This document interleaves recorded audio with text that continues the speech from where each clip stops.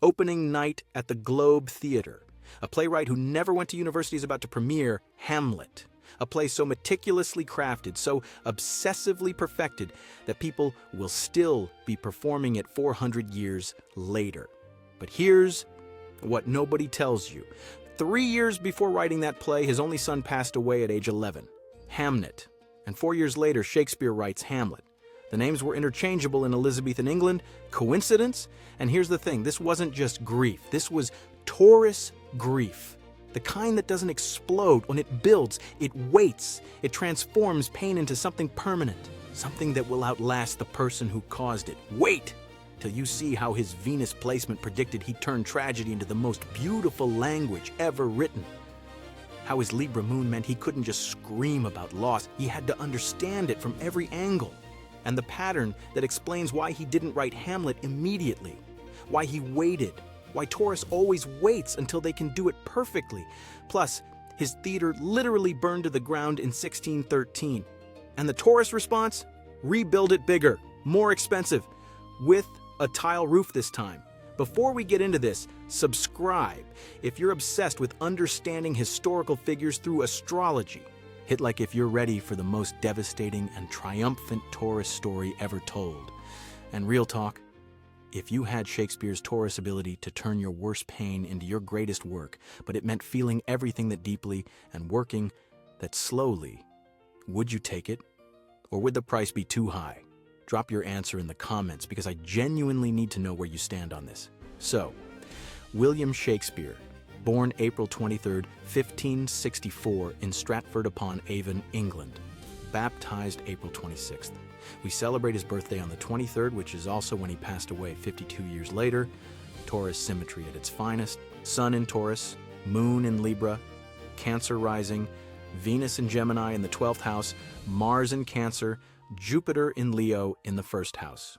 We don't have a confirmed birth time, so some placements are traditional interpretations based on his baptism date. But his Taurus Sun alone explains literally everything. This chart screams one thing: I'm here to create beauty that lasts forever through patient, obsessive craft. Taurus doesn't rush. Taurus perfects. Taurus builds monuments out of words. Venus ruled Taurus, probably in the 11th house, legacy through society, creating for the collective, making art that outlives you. Not for yourself, for everyone, for all time. Very 11th house. Very Taurus, Libra Moon, supernatural ability to see all sides of human nature, to understand why people do contradictory things, to balance tragedy and comedy, to make villains sympathetic and heroes flawed. Libra Moon doesn't judge, it observes. It weighs. It finds the truth in the middle. Cancer rising. Emotionally sensitive to what audiences need. He could feel a room. Know when to break tension, when to deliver catharsis, when to twist the knife. Venus and Gemini in the 12th house? This is it. This is the placement that explains the language, hidden mastery of words, secret love of wordplay, beauty expressed through communication. He didn't just tell stories, he made language itself more beautiful.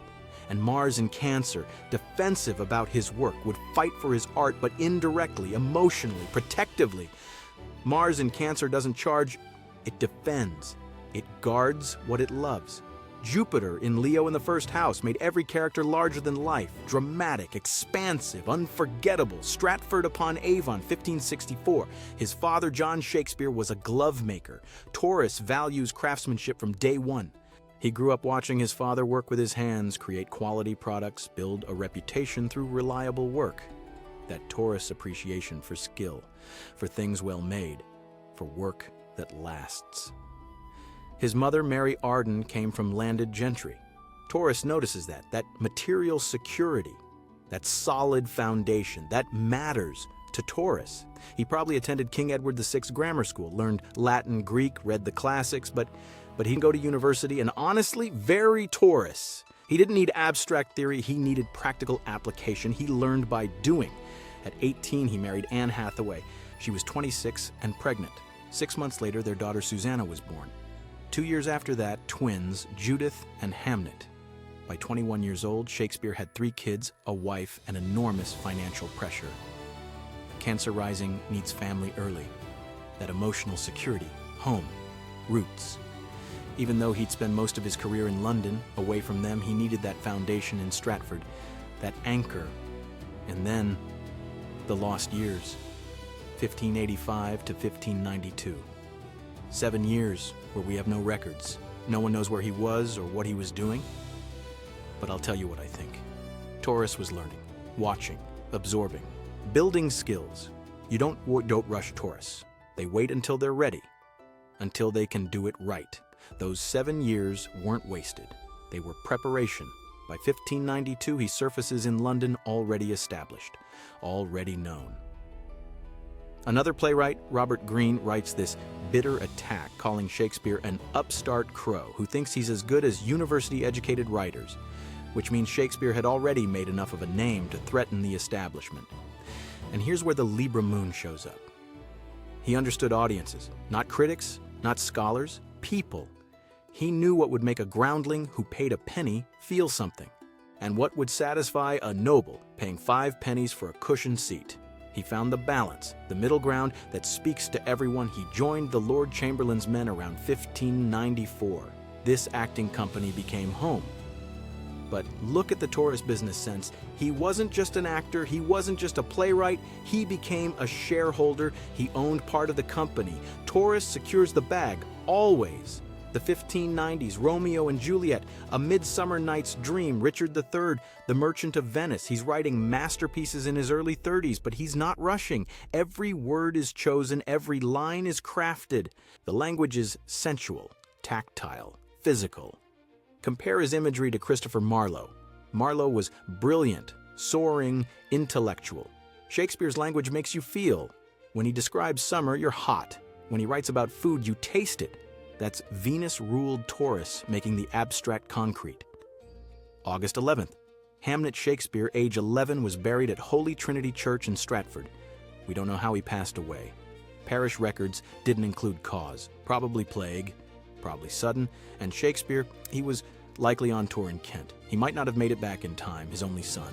His heir, his Hamnet, gone. Unlike Ben Jonson, who wrote lengthy poems about losing his son, Shakespeare published no elegies, left no direct record, because that's not how Taurus processes grief. Taurus doesn't perform emotion, Taurus transforms it. Right after Hamnet's passing, Shakespeare wrote King John. Listen to these lines, a mother talking about her absent child. Grief fills the room up of my absent child, lies in his bed, walks up and down with me, puts on his pretty looks, repeats his words, remembers me of all his gracious parts, stuffs out his vacant garments with his form. If that doesn't break your heart, I don't know what will. That's Taurus grief. Specific, physical. The empty bed, the clothes that still hold the shape. And then, nothing direct. For 4 years, he wrote comedies, Much Ado About Nothing, As You Like It, The Merry Wives of Windsor. Some scholars say this proves the grief was brief, but they don't understand Taurus. Taurus doesn't rush through pain. Taurus doesn't write from fresh wounds. Taurus waits until the grief has aged, deepened, matured into something they can shape. Into art. 1599 to 1601. Hamlet. The names were interchangeable in Elizabethan England, Hamnet and Hamlet, the same name. The play isn't about a son grieving. It's about a son's death echoing through everything. About loss that paralyzes, about trying to understand why, about ghosts that won't leave. Very Libra Moon. Trying to see death from every angle, understand it, make sense of it.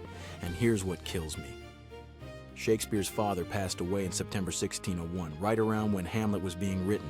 Fresh grief, waking up old grief. That's when the Taurus dam breaks. That's when 4 years of buried pain transforms into the greatest play ever written. Taurus built a monument to his son out of words. That's the Taurus way. Permanent, beautiful, lasting. The Globetheatre opens. And this is peak Taurus energy right here. Shakespeare didn't just work there, he owned it. Well, part of it. He paid 12.5% of the building cost, became a shareholder. The other playwrights worked for theaters. Shakespeare owned the theater. Think about this business model. He writes the plays, he acts in them, he part owns the venue. 3 income streams from one show. That's not just artistic genius, that's Taurus practical magic. The Globe held 3,000 people. Performances in the afternoon, flags waving to advertise, and Shakespeare's plays packed the place. Between 1600 and 1608, The Peak, Hamlet, Othello, King Lear, Macbeth, the greatest plays ever written. Taurus Sun gives him patience to revise obsessively. We know different versions of his plays exist, different lengths, different lines. He was constantly polishing. Other playwrights wrote fast because they needed money. Shakespeare could take his time because he had multiple income streams. Taurus financial planning enables Taurus artistic perfection. Libra Moon lets him see every angle of human nature. Hamlet's paralysis. Othello's jealousy eating him alive. Lear's pride destroying everything. Lady Macbeth's ambition. These aren't heroes and villains, they're people, complex, contradictory, real. Because Libra understands everyone has reasons. Cancer rising feels what the audience needs. Knows when to offer comic relief, when to deliver gut-punch tragedy. He's not writing from his head. He's writing from emotional intelligence about emotional intelligence. Jupiter in Leo makes every character huge. No one in Shakespeare is small. Even minor characters have personality, depth, quotable lines. He publishes 154 sonnets. Taurus values permanence. These love poems were built to last forever, and they have. 400 years later, people still quote Sonnet 18.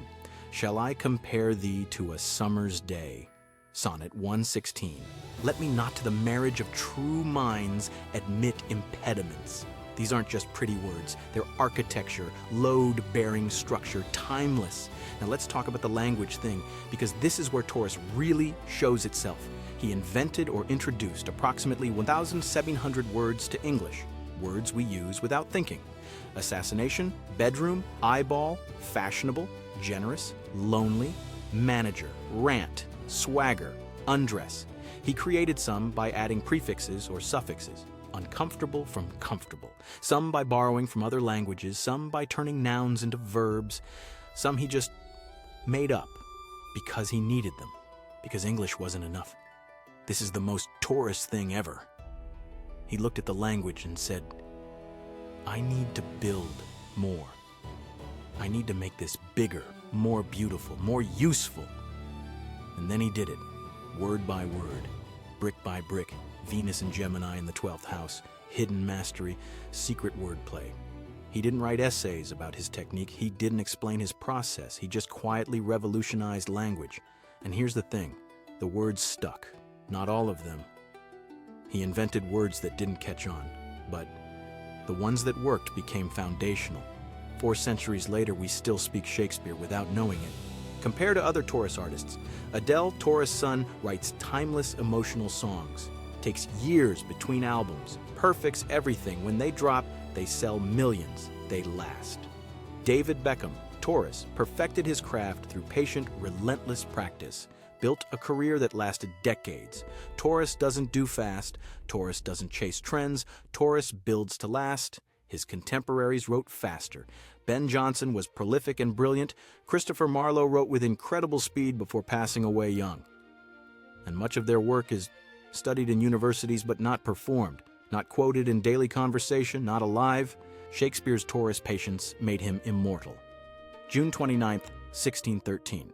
Performance of Henry VIII at the Globe. Act 1, a cannon announces the king's entrance, standard theatrical effect, but the burning wadding from the cannon hits the thatched roof. Within an hour, the entire Globe burned to the ground. Can you imagine?